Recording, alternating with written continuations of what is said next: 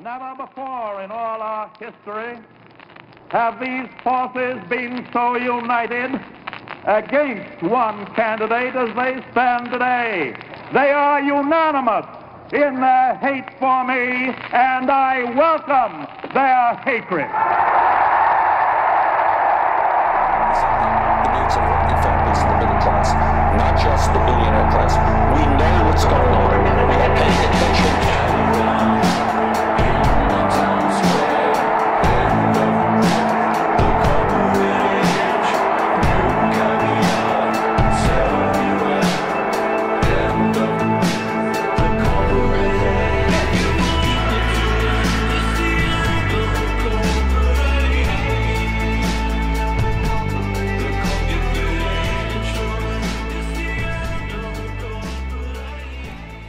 Good morning, everybody. It's the end of the corporate age. Actually, I just cut the song off. It's a Saturday. It's such a Saturday. How y'all doing? It's I got audio peak warnings. Jesus. I tried to fix that. Thank y'all for being here. 23 folks already kicking up. AOC rocks the system. Yes, Julia Love. Barbara, I am here. I'm just slow. Boy, that audio is way. I'm working on it. I'm working on it, guys. Sorry about that. Jeez. Yikes. Turn this up here. I put things in a weird place. I got my tea in the way. One of these days I'll have to take a picture of this and just show you what this disaster looks like so you can see. But anyway, good morning, everybody. I wanted to start with this. No Miki, no show yet, because this is twice now, because there's always like something important with democracy that she has to do.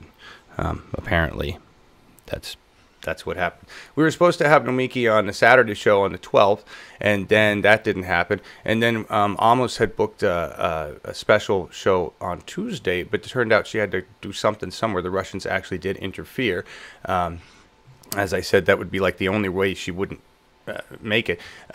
We're waiting to rebook. I promise that we will have Nomiki on, because I'm just going to guilt her till it happens, because at this point, we got some leverage. So anyway, the real point is that she wins, and that she's running and working for us, and that's what we hope. I hope she wins, and we're just here to help her, and that's kind of our message to everybody, right? It's just we're here to help. We're not here for ratings. If we were here for ratings, we would have failed a long time ago. So that's why we're here. Good morning, everybody. Good to see you. I got Amos with me, and we got Christine with me. Good morning, you guys. How you Morning. doing? How you doing? Thank you for joining us. I know you got a lot going on. Christine's got to feed horses. Amos has to, I don't know, what do you got to do? Get out of the ice? You're frozen over there? Pretty much. You got everything. Oh, I see why everything's loud. Good Lord. All right, to everybody, sorry if it was overly loud. I figured it out. Just the volume button, honestly. I have like 9 of them, though, in different places. This was like one of them, so apologies. Everything should be nice and quiet. So, all right. So, okay. We got some stuff to talk about, some really cool stuff, right? AOC stuff with the shutdown, climate change stuff. We're going to talk about a lot of that. And Christine and Amos are going to stay in as long as they can. I know Amos has some slides. Christine has some places to go. Markus couldn't join us this morning because he is busy getting his house painted and things moved around. And I've been looking at it. I talk with him like almost every day. It's going good. If you guys don't know, I'm heading out there to visit Markus on February 14th. It is the best gift I've ever given my wife. Just to go away for 2.5 weeks and leave her in peace. So I'm going to be there in Germany. I'm going to meet with Markus and Dennis and Katie and Bjorn, and I'm going to try to meet up with some Extinction Rebellion folks. If you heard what we're going to talk about that, I'm going to try to meet up with the Yellow Vests and just kind of just find out what's going on. I might take a little trip to Amsterdam. Of course I'm going to fucking Amsterdam. There's weed up there. Yeah. The best. I booked 2 nights in Amsterdam in an Airbnb just so I could smoke a lot of weed while I was there, honestly. But outside of that, I am going to spend a lot of time just talking with other people in Europe about what's going on. The climate crisis is Europe is like on it. They're exploding in mass protests, and most of the protest is now being centered around climate, which is good because we don't need this nationalist shit going down, right? But anyway, let's move on. I got a bunch of slides to talk about all that stuff.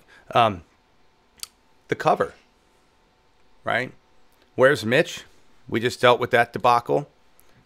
Thank you, OG. $1. Appreciate that, sir. Every donation counts. Thank you so much. This is the cover, everybody. And that's Rep. Johanna Hayes, AOC, and Katie Hill. And I forget who the one is behind them. She's in this picture. She's like the fourth Spice Girl. I don't know who she is, but she's also part of this.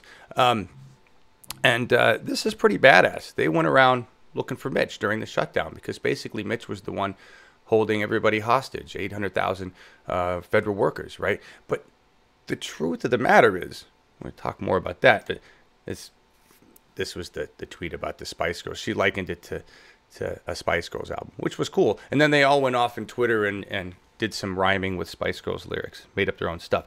I found Mitch, though. This cartoonist had the answer. There's where Mitch is, right?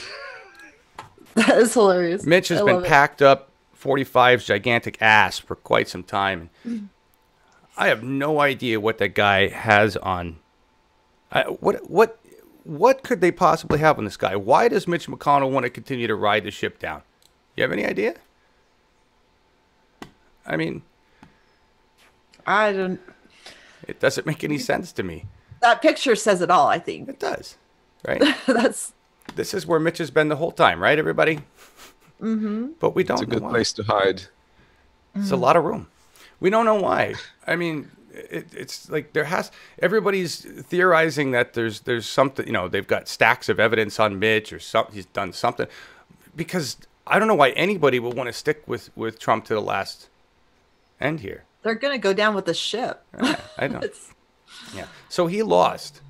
And let's make that very clear. 45 caved. He lost. Even Ann Coulter, his like appendage, said that he caved. And hopefully this, you know, damages the base. Although his base is so blind. Doesn't really matter what he does. Make up whatever excuse, whatever he called this. This wasn't a concession, blah, blah, whatever. They won't care. There's a good portion of his base. He could run them over and be like, but you still vote for me. Be like, uh-huh. Right. So it won't matter to them. I also want to say thank you to the workers that made this happen. Okay, because the shutdown was ended. Was it yesterday, the day before? Right. But it happened because, and I want to get this clear, non-federal workers, air traffic controllers, right, shut down fucking LaGuardia. And when rich people can't fly around, they get mad. Right? And that's basically what happened here. The rich people were not affected by the shutdown, right? We had Wilbur Ross wondering why people couldn't just make loans out with it's like, what century is this guy from? Just make sure you have an account with the grocery store in town and tell them you'll pay them, you know, in a month when the ship arrives with your gold bullion from Spain. I mean, where the fuck did this guy come from? Not our planet. Yeah, and this is what's awesome. The rich were like, what shutdown? Why can't they just pull on their giant reserves? I mean, does everybody have a bank account? I actually saw tweets like that. Why don't these federal workers have money saved? Are you fucking kidding me? So anyway, the workers shut down the rich. And I just want to point out to everybody that if this small demonstration of our power ends a government shutdown, a much larger demonstration of our power could get a lot more done. If we had a national strike and we all said, fuck you, buy your own groceries, find your own groceries, figure out how to cook your own groceries, you stupid rich fucks. Shutting down airports seems to be pretty effective. Why don't we shut down all the damn airports? Absolutely. We close them all down and we say, good luck getting your fucking Learjet out of here, dude. It was pretty clear that if the TSA was going to go on board, that things would just that would be the end of that shutdown. That was pretty clear to everybody. It would have lasted 2 hours. In this case, they knew where it was going, and they just decided to wrap it up beforehand. Yeah. I agree. And you know, he lost. He lost. But I just want to make it clear it wasn't because of Nancy and Chuck. Nancy and Chuck did one thing. And this is the first time that they've done this one thing. And that is they stood ground. Right? That was amazing. I was impressed. That's about the best you can expect from them. Lisbeth! Yeah, I mean, I couldn't believe it. It's like they stood ground. And you're right, Christine. It's unbelievable. Because the Democrats, by now, we all expected them to offer him maybe $10 billion for a wall. That would have been their compromise. Right? Yeah. That's normal. Here, we'll give you more than what you're asking for. Jeff Merkley would have signed on to that because he has no problem authorizing billions and billions of extra dollars for the military while complaining about what they do with kids. It's a hypocrisy there, Jeff. But, you know, and anyway, moving on. Privileged don't know how to handle adversity. They don't know how to handle anything. They've been privileged for too long. That's right. They're the and we can make it snowflakes. hard on them. You know, the workers, the 99% can make it real hard on them really fast. We just need to take that power and use it. And right now, like, we don't have time to waste. We don't even have time for the election. Honestly, we've got to get it going right now. Climate change is an issue that if we don't fix immediately, like within the year, there's no hope. I mean, we're losing the Antarctic, Greenland first, but then the Antarctic ice is going to all melt, and then there'll be feedbacks, and the heating of the planet will just double and triple, and we're gonna, like, in the next couple of years. I mean, it's already happening. We're already having people, refugees from not being able to grow their own crops, coming and fleeing because it's either work for the drug cartel or flee where they're at. So climate change is already affecting us. Sorry, I did not mean to go on a tangent there. We're going to talk about that later, right? So yeah, we've got a lot of climate change stuff to talk about. Thanks to Greta Thunberg and some others, climate change is now becoming the most important thing. Maybe a little too late, but yeah, we'll be talking about that. How you guys doing out there? Big conversation you're having there. Hey, Brian Cheese. Marcus, OG. What was in here? So many people. Jilly, Pat Hacker, Hey, Jilly. Redneck Economics, Pat, Schultze, Melissa. Phoebe. Pat Hacker, I'm happy the workers will get their checks. Yes. I know there's probably some other argument going on in there because I can see there's a discussion there, but and I'm not doing a good job paying attention. But thank you all for being here. I really appreciate that. We're going to, I've got slides for you. Hang on. Let's go through some more stuff here. So I want to define a big difference between Bernie and AOC, because we're going to talk about Bernie today too, because they've hinted at him running. We're still waiting for the official announcement. We've been waiting for this. It perked me right the fuck up, I'll tell you that. I've been pretty depressed the last couple months, really, about a lot of stuff. And when it got to, hey, Bernie might be, and this is totally a tease, right? We don't even know this for sure yet. As a matter of fact, one of his campaign stuff ended last night with, nothing's for certain, blah, blah, blah. It's like, come on, people. Really?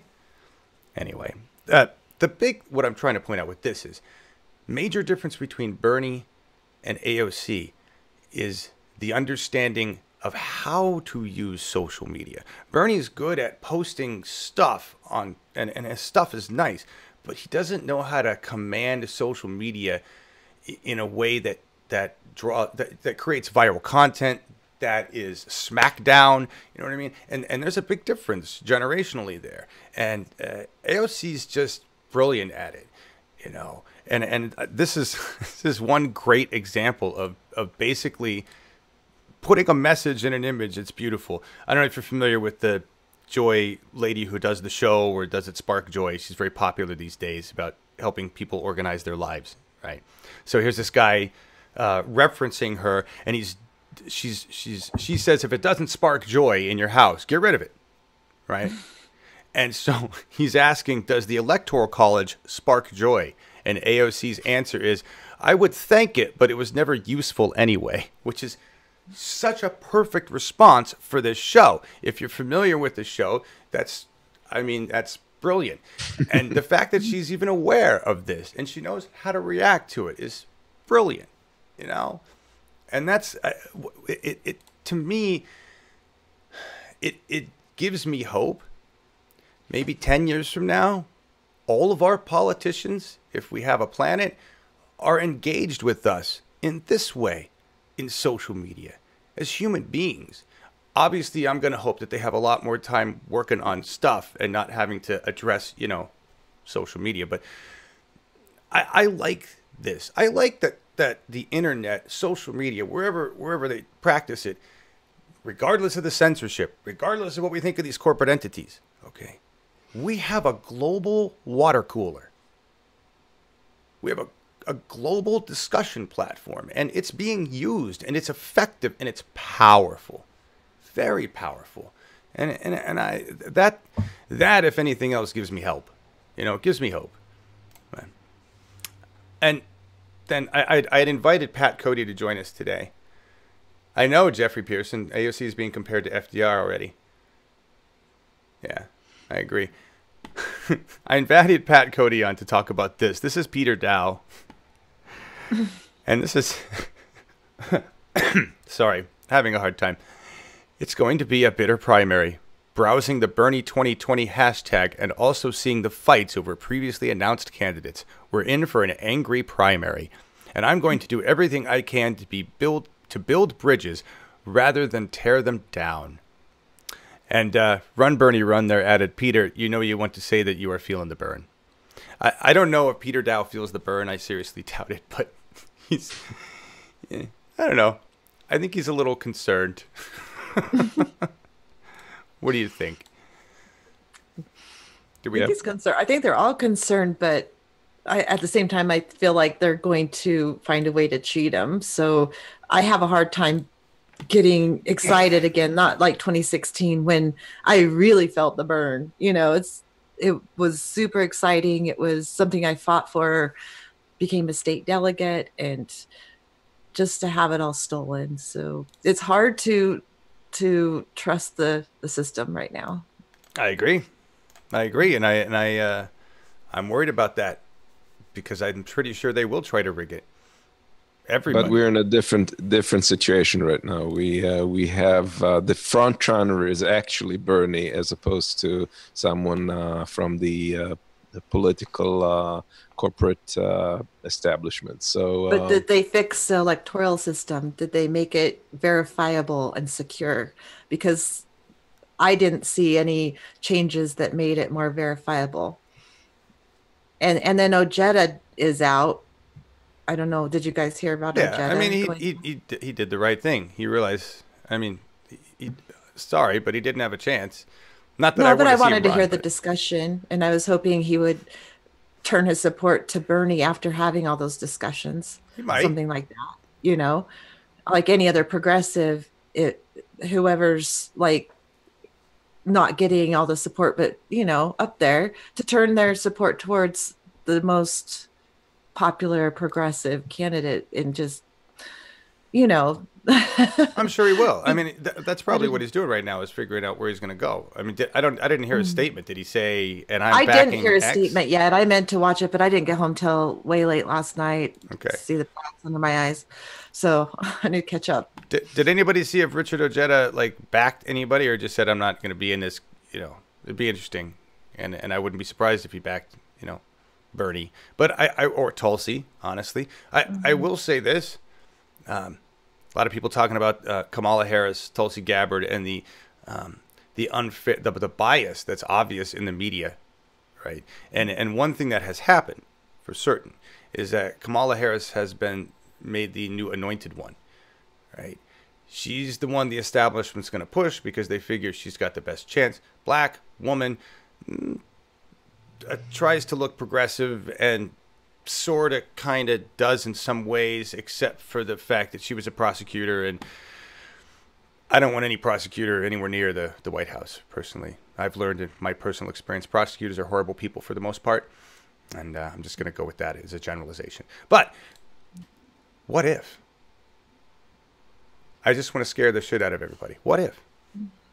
Sanders-Harris. What if the unity of the Democratic Party in the end becomes Bernie Sanders and Kamala Harris are the Democratic Party champions for 2020 to go against the Trump administration if he's still in office at that point in time? Not really sure. I'm so torn on the entire Mueller investigation being of substance and not. So anyway, what if? Let's hear from you in the audience. Would you vote yes? What would you think of that? I don't know. That'd be a weird one. Amos? Christine? I'm not sure that this is something that will happen. I think Kamala Harris is interested in running on her own, and if she can't get that position, I don't think she would go for a vice president position in any case. But let's say theoretically, if that was the case, I don't know. I think that it's still also not clear that she's the darling of the centrists. I think that Beto is still in the run. Who is still in the run? I think they're pushing her really hard. She did a town hall. CNN gave her her own town hall despite all the other people that were announced. So I think she is the darling. And honestly, if it was Bernie and Harris, I would have to think long and hard. I really would. And I'd have to see other options, and I may go green again. So that's just me. I just threw it out there for ratings, honestly. I just thought I'd stir everybody up. And then the reactions have good ratings. We've got Bernie Tulsi, not Harris, being screamed. What's it? Kamala is a cop. Kamala, your mama. Okay, fuck that shit. I think it's much more. It's going to be much more important which people they pick for other positions, such as Secretary of State and other secretaries. I think that's great. Those are the positions that actually matter, not so much the vice president. Although in the case, like you mentioned, in the case of Bernie Sanders, it may be of higher importance because of age considerations. Yeah. Right. Yeah. Well, I hope they don't try to play that, because if they're going to run Biden and other folks, they just got, and they're touting Pelosi as this big, awesome champion now, and they can't go on the age there. At least I don't think. No. Jilly Love, good point, and this is why I was bringing this up about the anointedness, is because a lot of MSM in the last week has done everything they can to smear Tulsi and anoint Kamala Harris. New York Times basically did a very biased comparison and had all sorts of great things to say about Kamala Harris and not such great things to say about Tulsi Gabbard. And it's just we saw this last time, and it's so easy to, I think we're like sensitive to it now. It's so easy to see the blatant bias within MSM, and who they're going to talk about. And they definitely favor Kamala Harris. Definitely favor her. Did you see that Joe Rogan interview or that clip where he asked about Tulsi Gabbard running? No. What'd he say? You should. Well, he likes Tulsi Gabbard, and he asked this Democratic shill who she sees in 2020, and of course she's mentioning Kamala Harris and Biden and Booker and all that, and he's like, well, what about Tulsi? And she goes off on, well, she's a toady for Assad, and he's like, well, what do you mean by that? And she's like, okay, I think I'm using that word right. Am I using that right? It just goes back. It's really awkward, and but totally you could tell that she was pushing Kamala Harris mostly, and like trying to diss on Tulsi and the Assad thing. Yeah, she loves Assad, so she can't possibly be a good presidential candidate. Well, it's not for us, but centrists are okay with that. So. All right. Anyway, just an interesting thought. I don't know. Just maybe, if we go for the unity concept, and if it came down to the lesser of two evils, if we were going to call that, I mean, we really have Bernie in there, and then one against Nazi. So I think it would be a pretty easy one. It probably won't happen. I realized that. Just thought I just got nothing else today. Just thought I'd throw that out there. Woman on Rogan could not define. Okay, she could not define. I see what you're saying, Jeffrey Pearson. Yeah. Thanks for helping. Yeah. Someone else seen it. Yes. All right. Before we get into, because Amos actually has some content here, and we're going to talk a lot about climate change.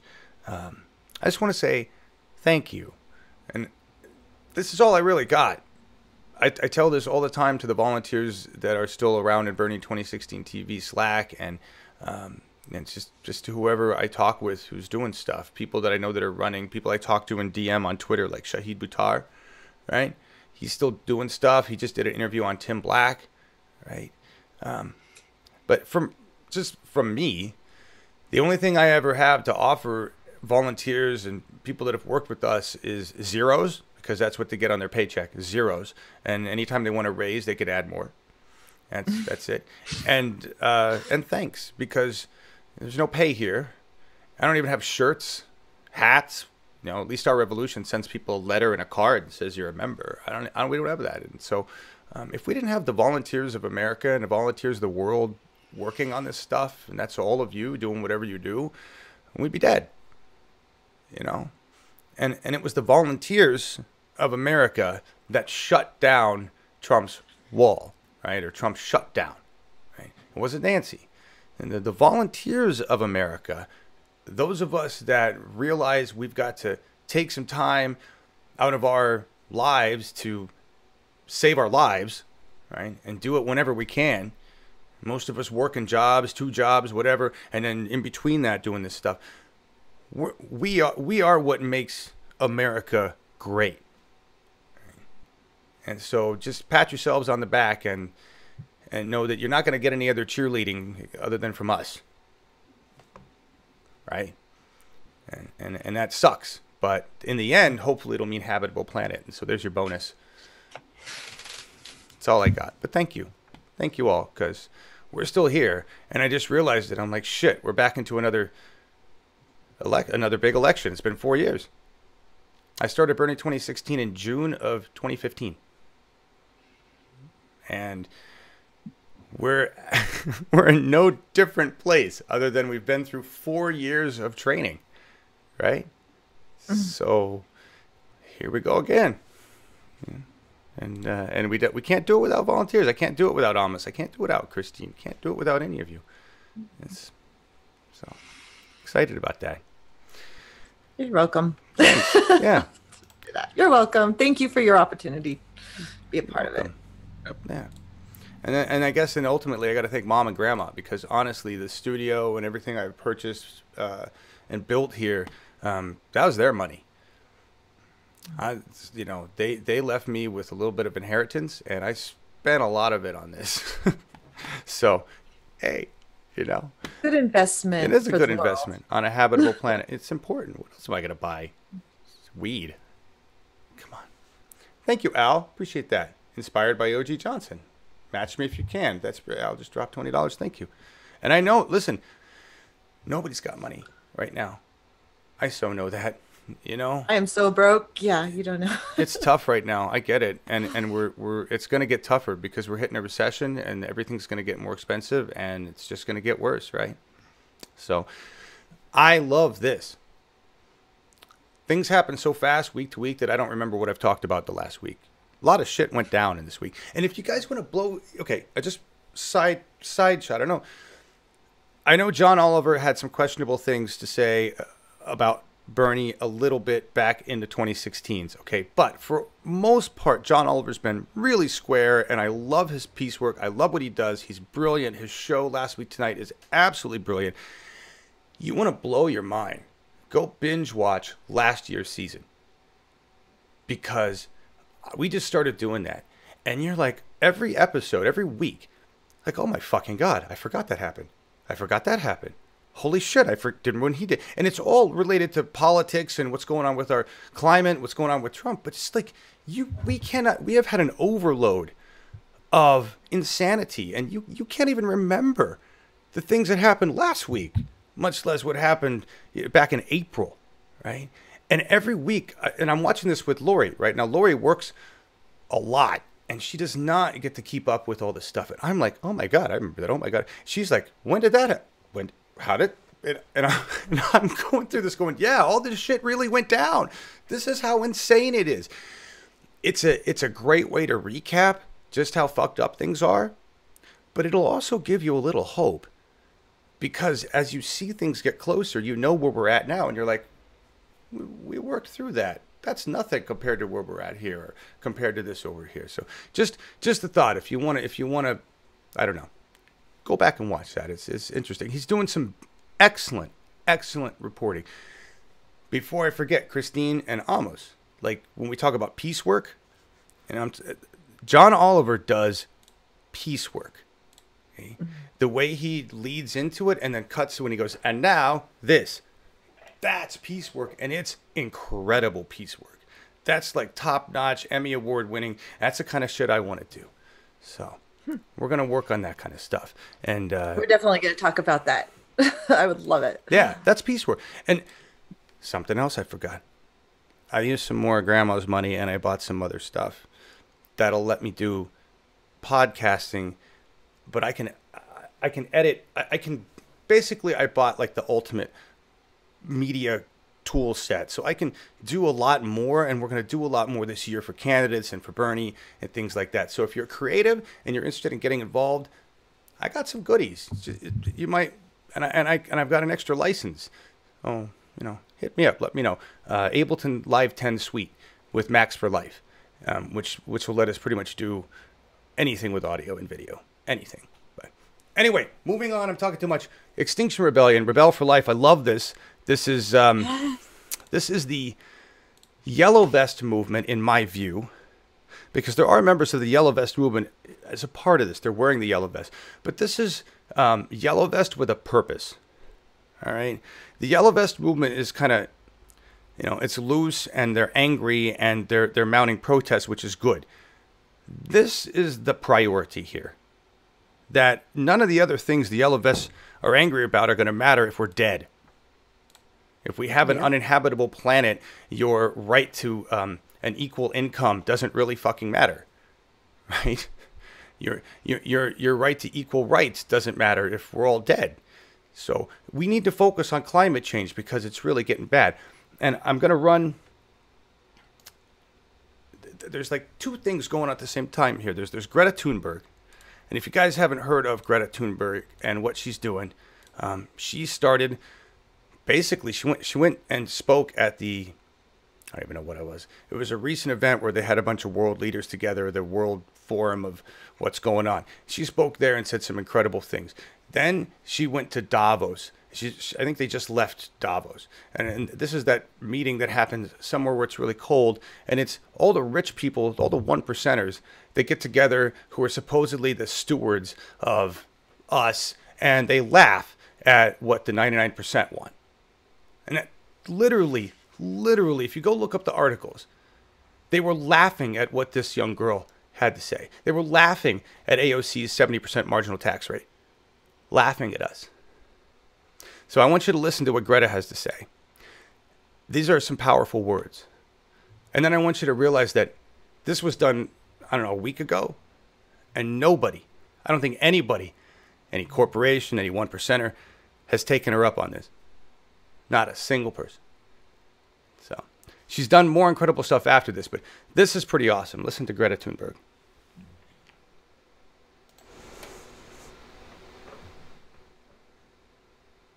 Some people say that we are not doing enough to fight climate change, but that is not true. Because to not do enough, you have to do something. And the truth is, we are basically not doing anything. And yes, some people are doing more than they can, but they are too few and too far from power to make a difference today. Some people say that the climate crisis is something that we all have created, but that is just another convenient lie. Because if everyone is guilty, then no one is to blame. And someone is to blame. Some people, some companies, and some decision makers in particular has known exactly what priceless values they are sacrificing to continue making unimaginable amounts of money. I want to challenge those companies and those decision makers into real and bold climate action, to set their economic goals aside and to safeguard the future living conditions for humankind. I don't believe for 1 second that you will rise to that challenge, but I want to ask you all the same. I ask you to prove me wrong, for the sake of your children, for the sake of your grandchildren, for the sake of life and this beautiful living planet. I ask you to stand on the right side of history. I ask you to pledge to do everything in your power to push your own business or government in line with a 1.5-degree world. Will you pledge to do that? Will you pledge to join me and the people all around the world in doing whatever it takes?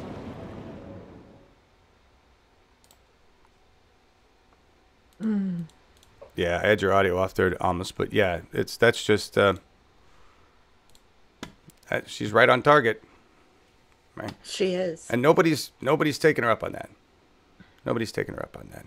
We all need to push. Like, she can't be the only voice. She's just a small voice that's made such a huge difference. And I think everybody needs to do that.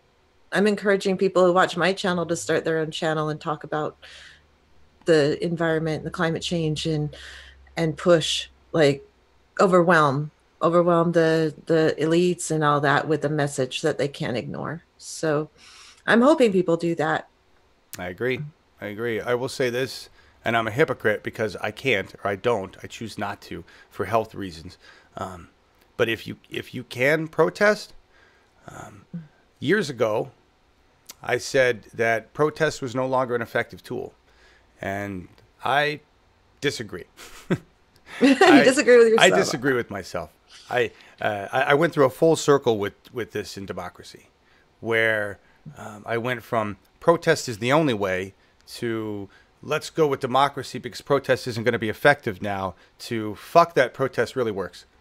Mm-hmm. And it's the only thing that works. No, honestly. Because our democracy is still intact to some degree. So you can't just protest our way. We will not regain sovereignty from protest. I do believe that. And Michael White did say that. We're not going to regain our sovereignty in protest. We're going to force our government to regain sovereignty through protest. You know what I mean? We still have to use the democratic process. Protest. Well, yeah, but we need to make the democratic process work for us again. It's not working for us right now. But protest won't make that happen. Protest is a catalyst to force others to put the system into place. You see what I'm saying? We got to, like, in other words, if protest were the actual thing making democracy straight again, then that means we've had a revolution and we've marched down, burned DC down to the ground. We've leveled Congress. We've taken over, and now we're going to start from scratch. Right? But that's really not fixing our democracy. No, but we need to push to fix our democracy. Right. And how are you going to do that? You can't do that through the democracy because our votes don't count. Right. So the pushing, yeah. No, so I agree with you there. It's just a little difference in understanding of tactics. We can't accomplish one without the other. Right. Okay. You know? You just can't. That's why I want to learn more about that citizens assembly with the Extinction Rebellion and and what that means. So exactly, and so that's what leads into the Extinction Rebellion, right? Because first of all, well, here, let's watch this. This is Amy Goodman, and she's gonna. Have you guys heard of the Extinction Rebellion? Who out there in the audience has heard of these guys? Right? Let me know. I'm like I said, we're trying to get them on, but this is Amy Goodman, Democracy Now. She's be talking about Extinction Rebellion. Check this out.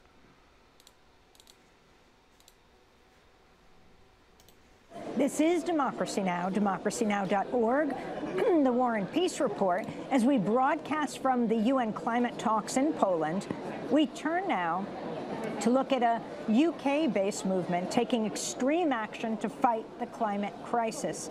It's called Extinction Rebellion. Its members have been super-gluing themselves to government buildings, shutting down roads, taking to the streets to sound the alarm about the impending catastrophe of global warming. Extinction Rebellion marched here in Katowice last Saturday to protest UN climate talks.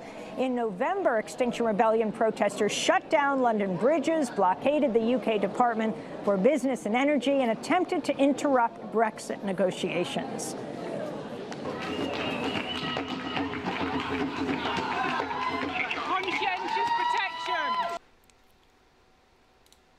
All right, so I just wanted to show you that briefly because she gets into a long conversation with one of the guys. But Extinction Rebellion is taking the message of the climate crisis and adding direct action, right? Protest, direct action. They're organized. They have a manifesto. They've got, it's very detailed. I've been reading their full documentation, and they've based their structure off another group called Rising Up that was formed in 2016. They've got one hell of a structure, and I'm just going to lay it out here, but I want Amos to jump in and talk about this, and then we're gonna get into Amos's content on climate, because I've kind of hogged the whole show. But you know, the thing that we see missing with the Yellow Vests is the sense of organization and structure, and I think the Extinction Rebellion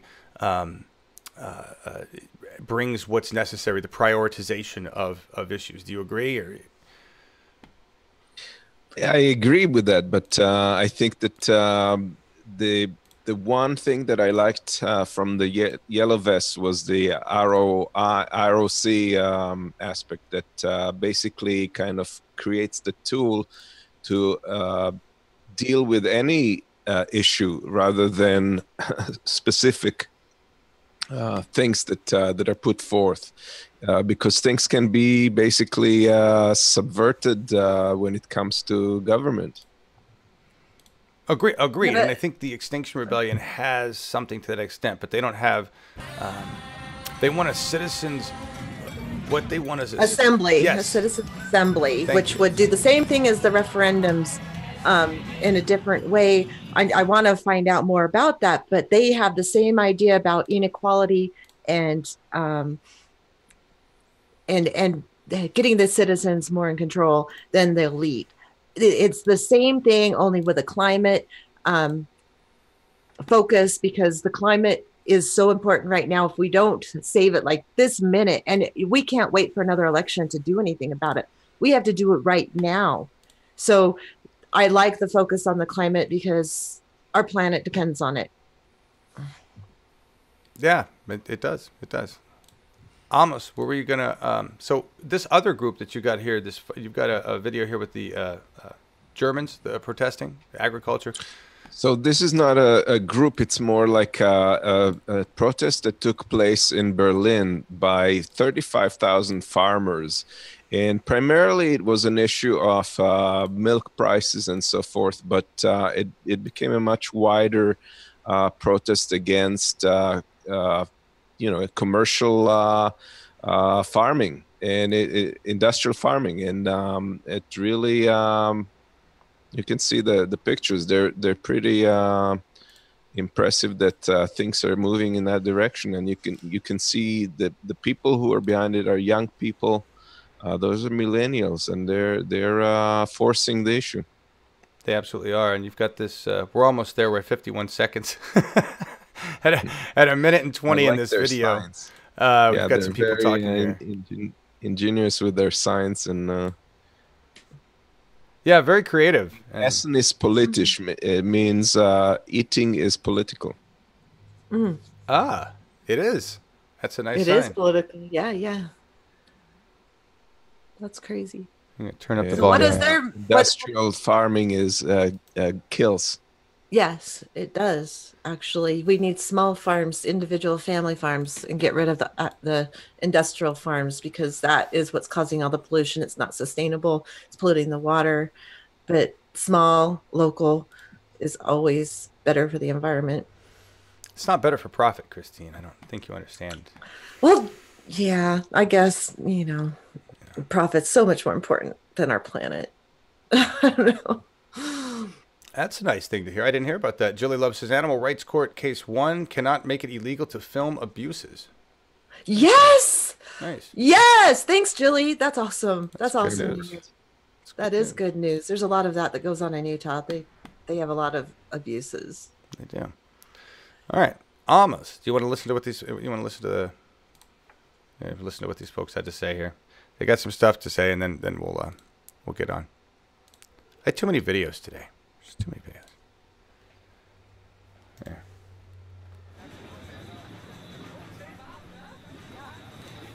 So we want to have a healthy place, and we want a good future for our children, and we don't want like cancerogenic or teratogenic pesticides being used that are harming farmers, families, and consumers.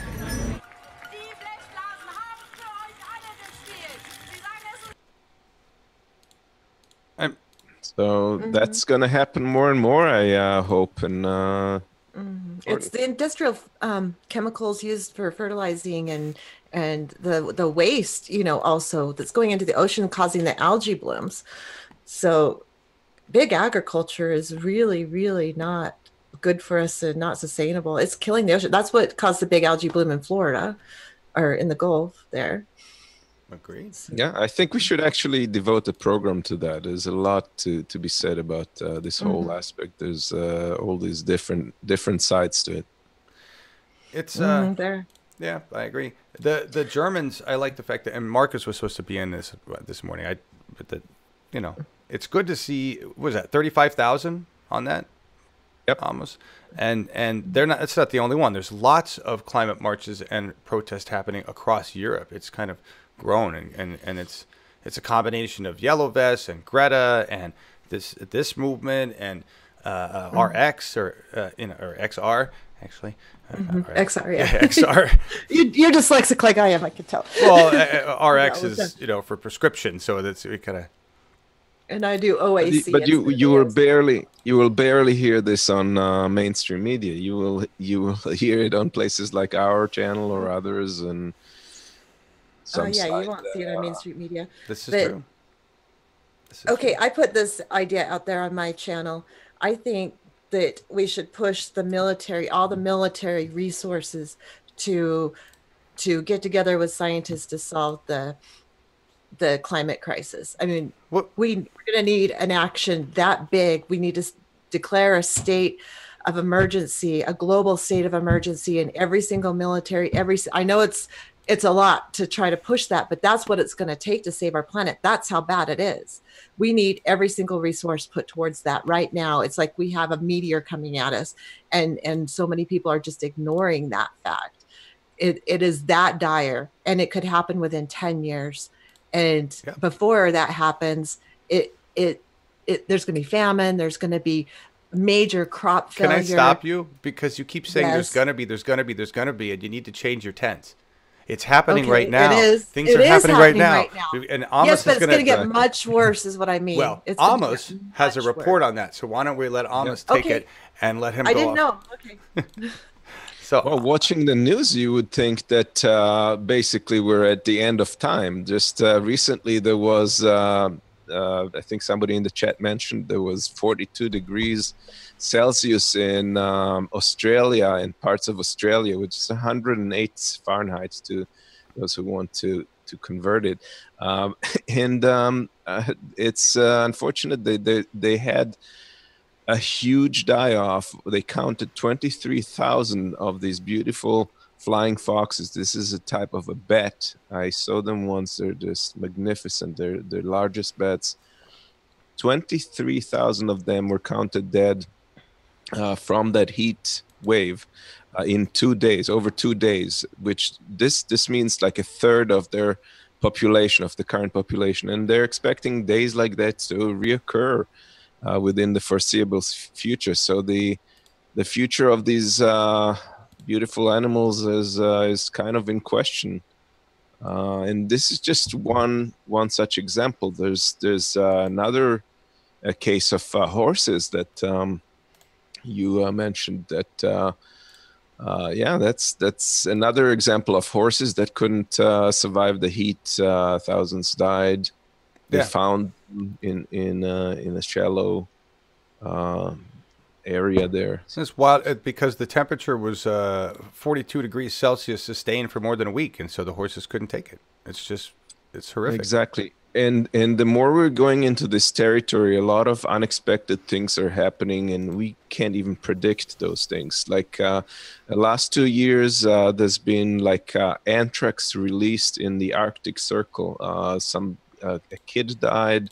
Some people were hospitalized, and thousands or tens of thousands or hundreds of thousands of deer are getting anthrax and dying. And if that doesn't sound like some crazy scenario from a B-rated movie, then there's other things like there's been explosions in the Arctic Circle of that created craters.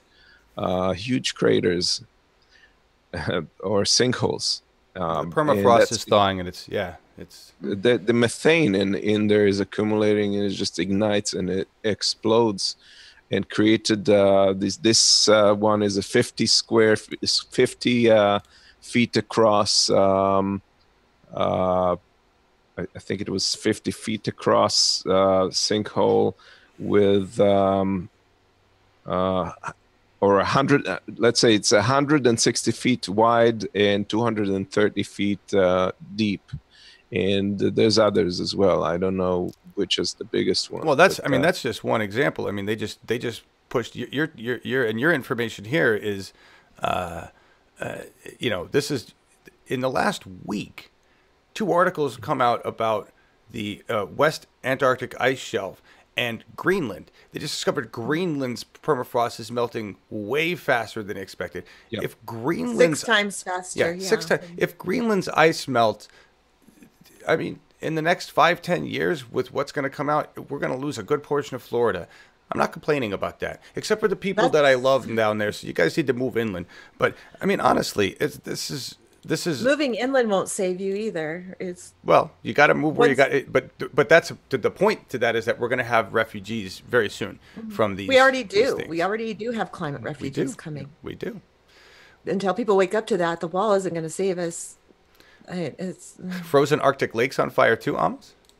Frozen Arctic lakes on fire too. Yeah, there's methane that's accumulating under these frozen lakes, and once you make a little hole in it, or there's a crack, this thing bursts on fire. So as unbelievable as that may appear, that's another fact of climate change.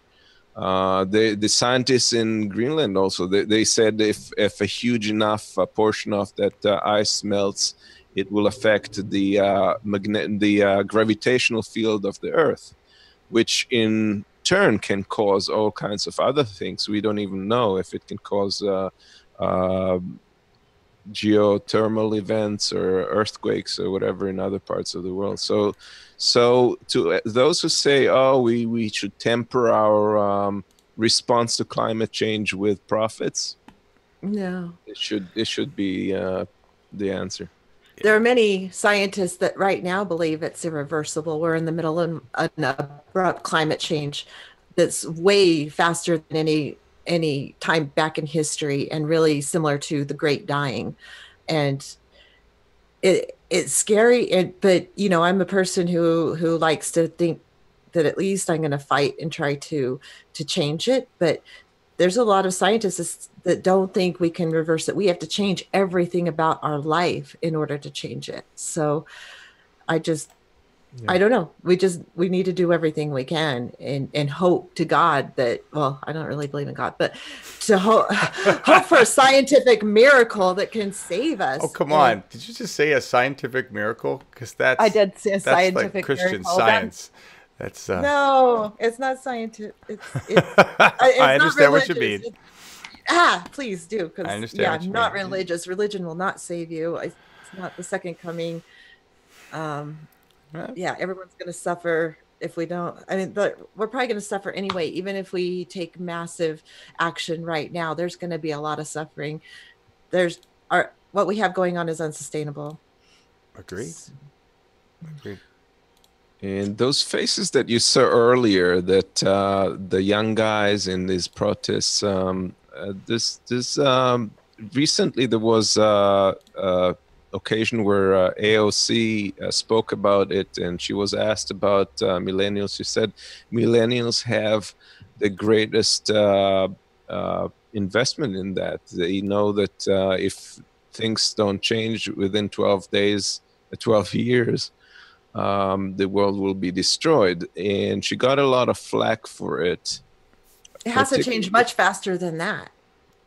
It has to change much faster than that. Well, the thing is, it's not going to be destroyed in 12 years, but it's going to set up an irreversible wave of destruction. That's not. And there'll be mass, which is the same thing, pretty much. But crop he was attacked.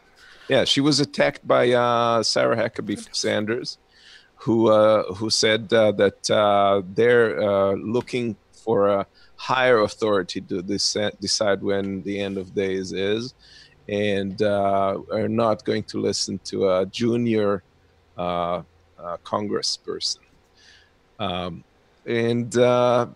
So basically, AOC responded in the same language. She posted quotes from the Bible to make her point. She posted it on Twitter, of course, which is her tool of preference. And you can see what she's saying there. You want to read it? Oh, you can't. Yeah. I mean, look, she's so smooth. I got to say, that idea of Sarah Sanders even saying anything related to the Bible and whatever is just ridiculous. Genesis. So Cortez just quotes a bunch of Bible stuff. Genesis 1, God looked on the world and called it good, not once, not twice, but 7 times. Genesis 2, God commands all people to serve and protect creation. Leviticus, God mandates that not only the people, but the land that sustains them shall be respected. All a bunch of Bible verses that Christians and anybody around the world who likes to cherry pick the Bible don't need to, that means what they want it to mean. Yeah, and she was actually seconded by some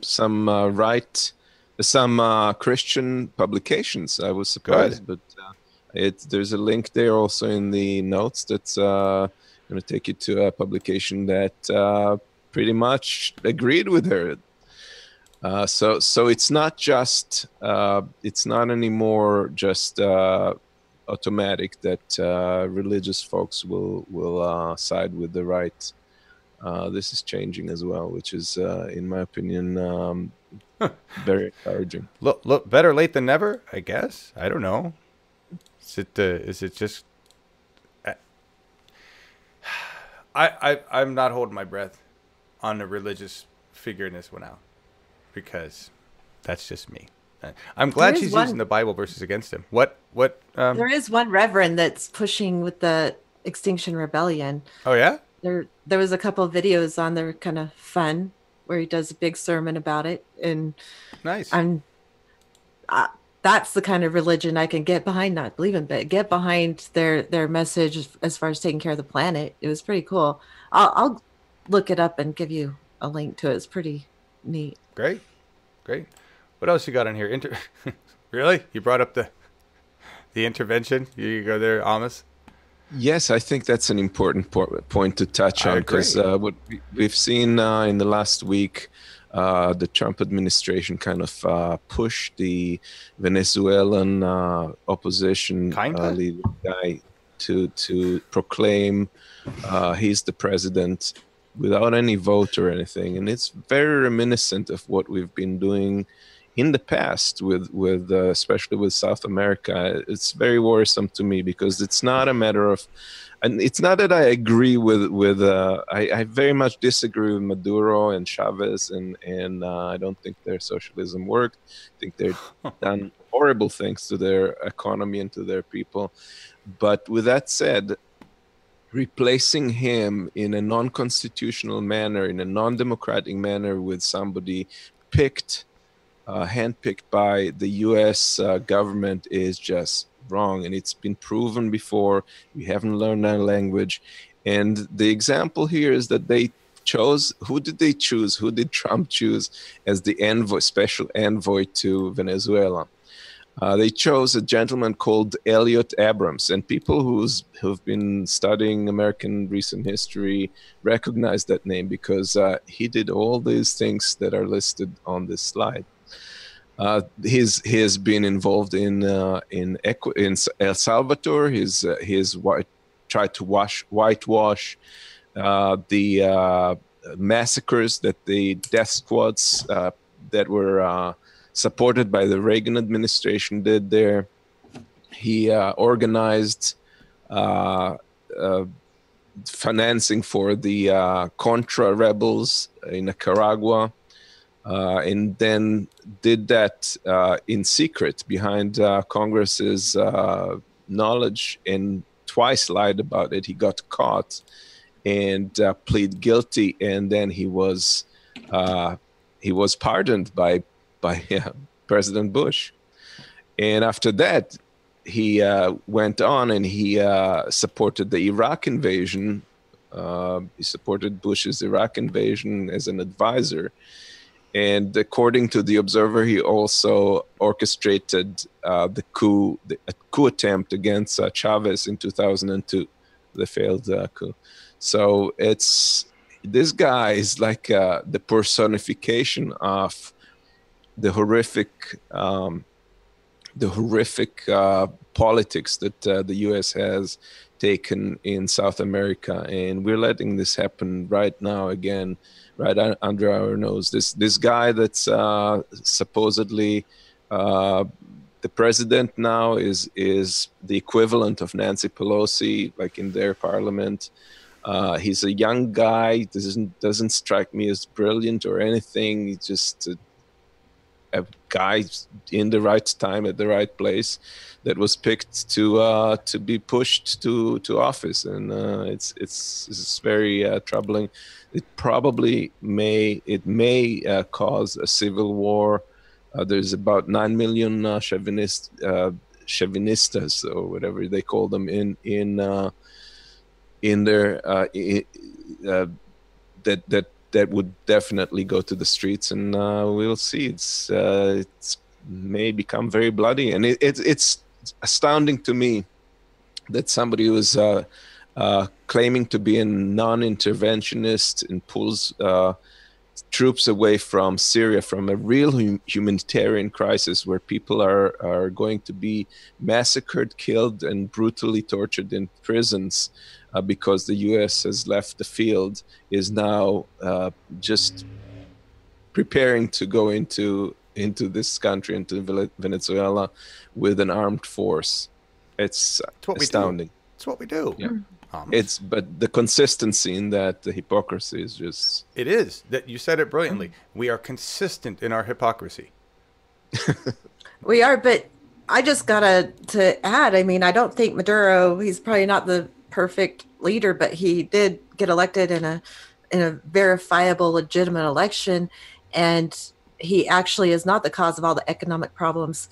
It's sanctions that been placed on Venezuela. So I'm going to go right in the middle. That. Right in the middle. Okay. Maduro has not done a good job managing Chavez's socialism, and Chavez was screwed by the U.S. So let's make clear that Venezuela probably would have done just fine had we not been down there fucking shit up trying to get their oil.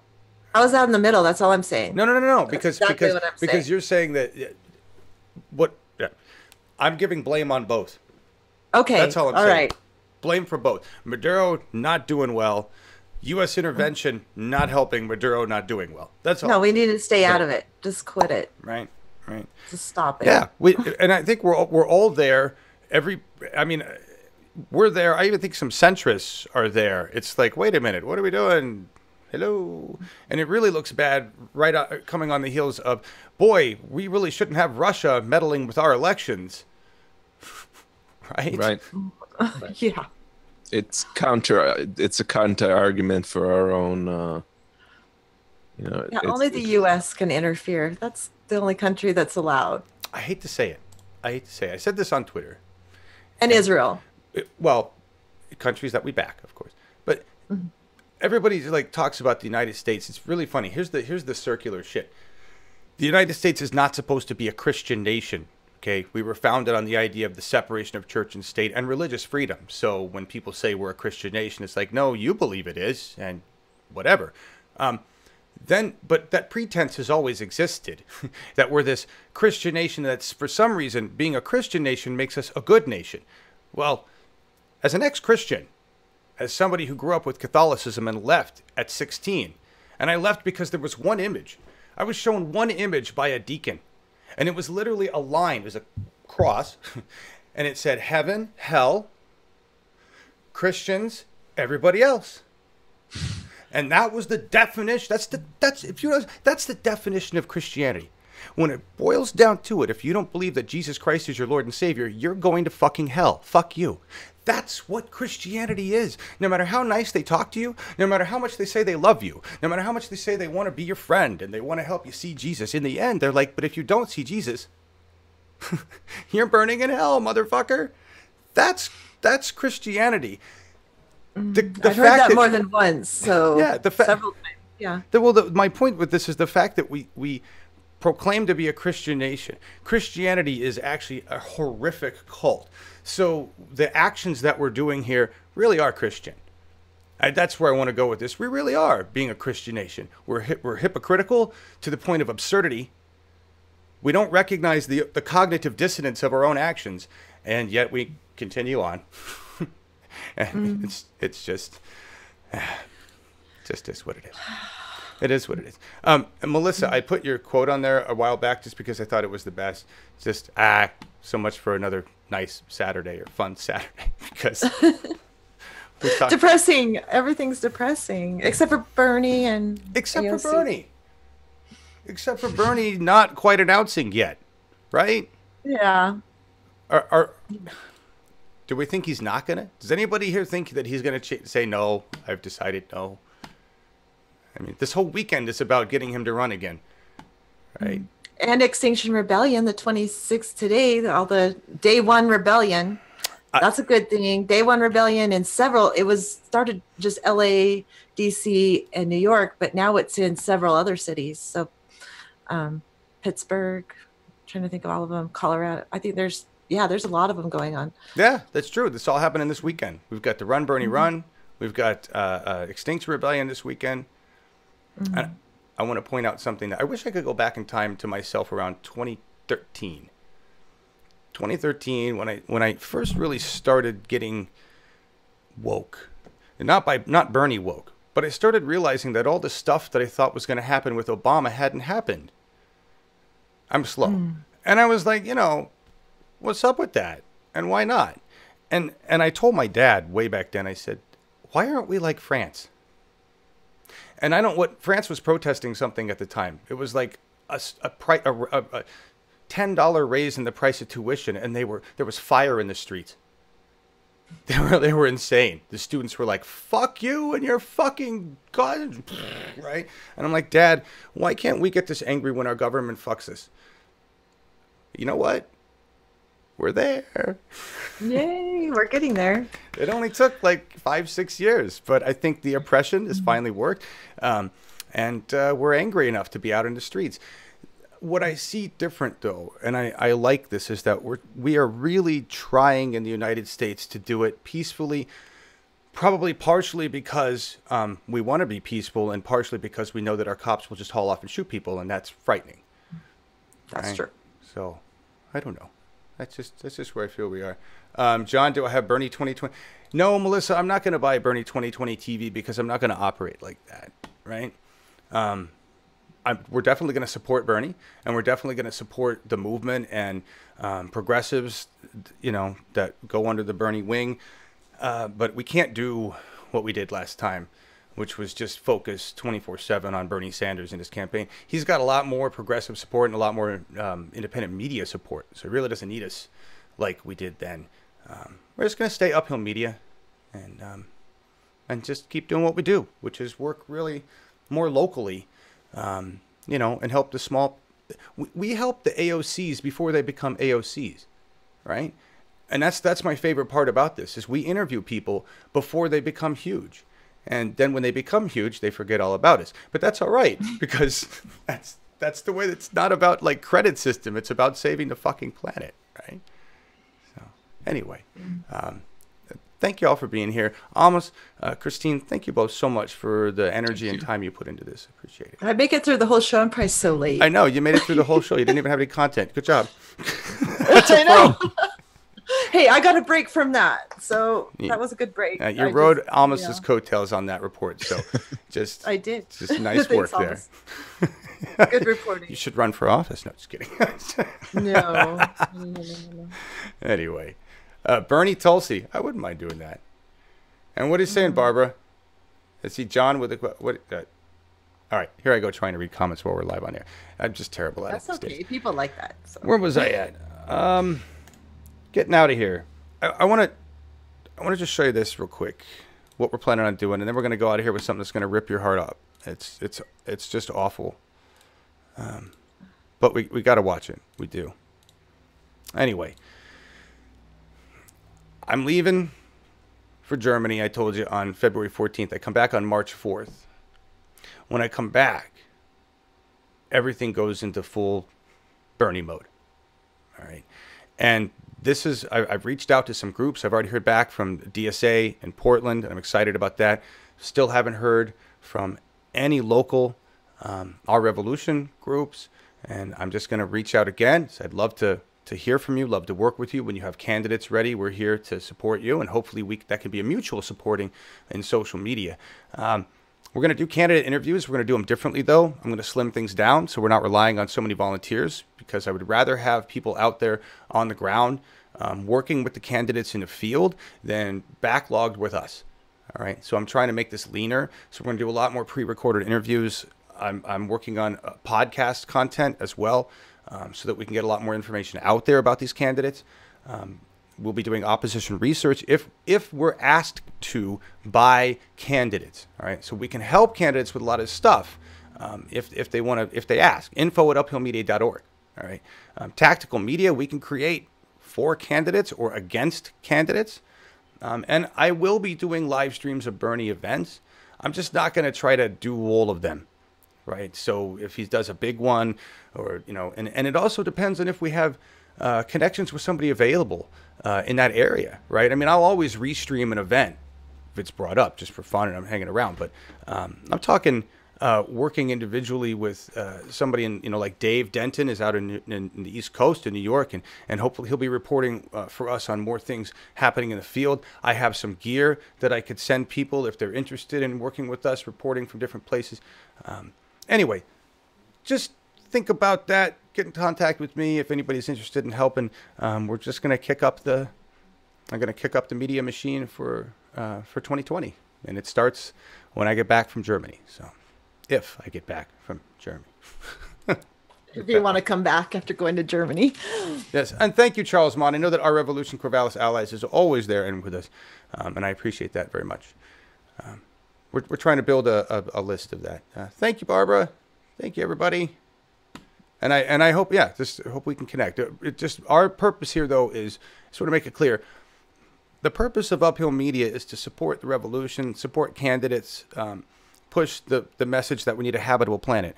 We don't function like TYT or the other networks who really have a driving need to continue to raise money. I'm not saying we don't need to raise money to cover overhead, but that is not our priority, right? So every dime you guys can donate, everything you can do to help us, just sharing stuff in social, that's huge, right? Because we operate slim and we operate solely for the purpose of helping the revolution and not trying to grow our network into the, I don't want to be Cenk Uygur ever. So, all right. Getting out of here with this. Fuel for your rage. I want you to take the sadness out of what you're going to watch, and I want you to turn it into some usable anger energy. Right? There's also a good chance that we're going to get knocked for this, because I remember playing something like this before, and I think it has a lot of copywritten content in it just because it was made by big pro filmmakers. Maybe we'll get through it. That would be awesome. This is Dream, featuring Natalie Bergman, Ryan Merchant, Keenan O'Mara, and Tal Altman. And this was done in 2016, and it's basically a statement about humanity. I can't think of a better way to describe it. It's a statement about humanity. It's not a good one. It's an accurate one. And as you watch this, think about the fact that Christine said, scientists are saying we're out of time. We don't even have it. We can't fix this. The silver lining to me is if we do everything we can to try to fix this, whatever our efforts are will help mitigate the damage. May not even be a dent. All right. But in the end, if we lose to climate change, this planet wins. And I want you to think about that. If we lose, if the human species ends because of climate change, this planet wins. And that's my take. I'd rather us both win, but I'm okay with just the planet winning. All right. Hug everybody. And don't take this too sad. Take the anger, take the energy, and put it to use. I love you all. See you tomorrow. Bye. Bye, guys. Thank you, Amos. Thank you, Christine.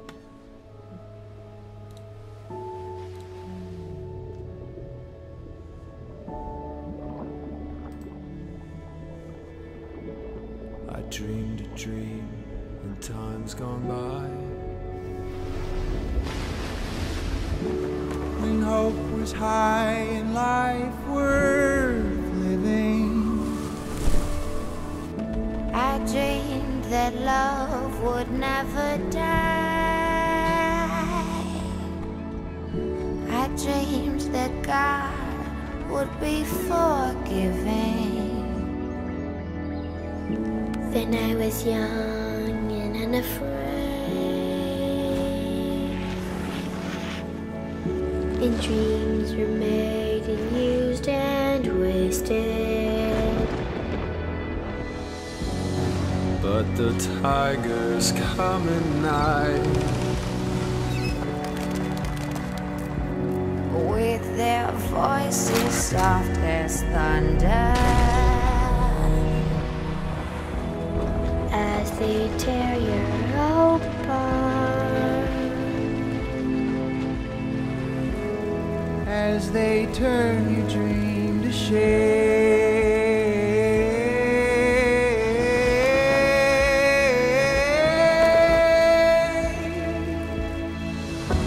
And still I dream he'll come to me,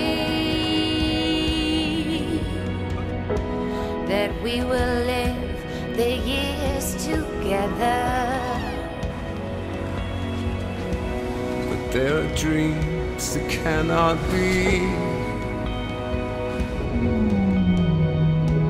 and there are storms we cannot weather. I had a dream my life would be so different from this hell I live in. So different now from what it seemed. Now life has killed the dream I dreamed.